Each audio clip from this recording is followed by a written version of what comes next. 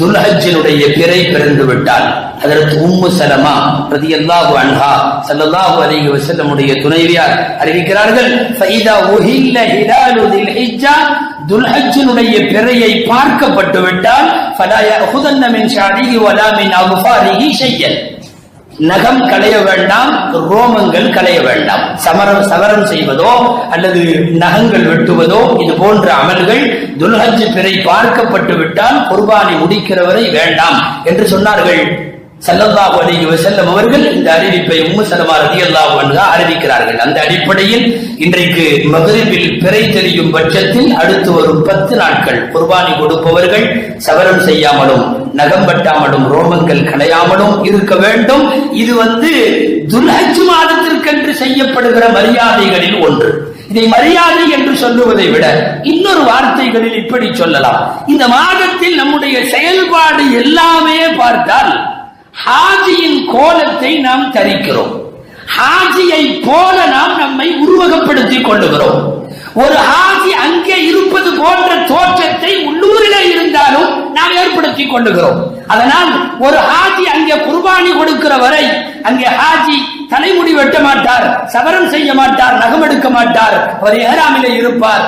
நாமும் அதே போன்று உள்ளூரிலே இருந்தாலும் ஹாஜி போல இருக்கிறோம். ஒரு ஹாஜி பிறை 9வது நாளில் உலகத்தின் புகழ் பெற்ற அரபா மைதானத்திலே அமர்ந்து அல்லாஹ்விடத்திலே கதறி அழுது வேண்டிய பாவ மன்னிப்பை ஹாஜி பெறுவார். நாம் இங்கே அந்த 9வது நாளில் நோன்பு நோற்று ஹாஜி அளவு இல்லை என்றாலும் அல்லாஹ்வின் ரஹ்மத்தை நம் பக்கம் நாம் அந்த 9வது நாளிலே திருப்பிக் கொள்வோம். ஒரு ஹாஜி அங்கே இறைவனை பார்த்த மகிழ்ச்சியில் அல்லது ஹஜ்ஜினுடைய பாக்கியத்தை எல்லாம் வல்ல இறைவன் தந்ததற்கு நன்றி செலுத்தும் பொருட்டு ஹஜ்ஜு கடமை முடிகிற தருவாயில் ஒரு ஹாஜி குர்பானி கொடுப்பார். நாம் ஹஜ்ஜுக்கு போகவில்லை என்றாலும் உள்ளூரிலேயே அந்த குர்பானியை கொடுப்போம். இப்படியே வரிசைப்படுத்தி இந்த மாதத்தின் நிறைய அமலை சொல்லலாம்.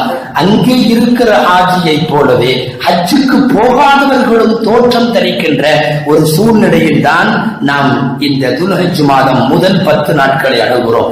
எல்லாம் வல்ல இறைவன் இந்த துல்ஹஜ்ஜினுடைய மாதத்தில் உலகத்திற்கு அவன் இறக்கி தருகின்ற ஏராளமான கைரு பரக்கத்துகள், அந்த பரக்கத்துகள் எல்லாம் வெறும் 9லும் 10லும் அல்ல, பிறை 1லே இருந்து கடைசி வரைக்கும் இருக்கிறது.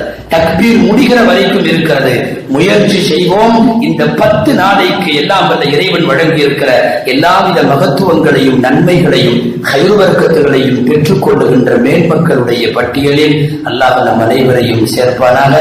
ஆமீன். வஆஹிரு தஅவானா அனில் ஹம்துலில்லாஹி ரப்பில் ஆலமீன்.